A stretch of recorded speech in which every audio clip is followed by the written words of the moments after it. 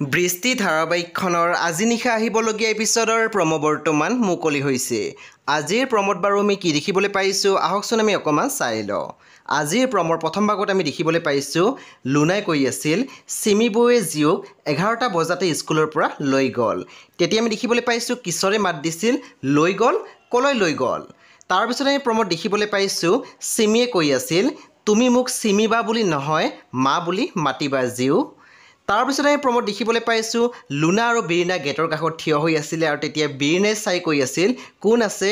পুনৰ আমি দেখিবলৈ পাইছোঁ লুনাই মাত দিছিল ৰচন্দ্ৰ কোন আছে গেটখন খোলকচোন। পুনৰ আমি দেখিবলৈ পাইছোঁ বীৰিনাই কৈ আছিল কোন আছে। হে বন্ধু বান্ধৱীসকল, আজি নিশা 8 বজাত ৰং টিভিত আহিবলগীয়া বৃষ্টি ধাৰাবাহিকখন খুবেই বেছি ইণ্টাৰেষ্টিং হ'বলৈ গৈ আছে। হে আপোনালোকে চাবলৈ একেবাৰে নাপাহৰিব। পৰৱৰ্তী আপডেটৰ বাবে আপোনালোকে মোৰ চেনেলটো ছাবস্ক্ৰাইব কৰি কাষত থকা বেল আইকনত টিপি দিবলৈ একেবাৰে নাপাহৰিব আৰু প্লিজ আপোনালোকে মোৰ ভিডিঅ'ত এটা লাইক কৰি দিব।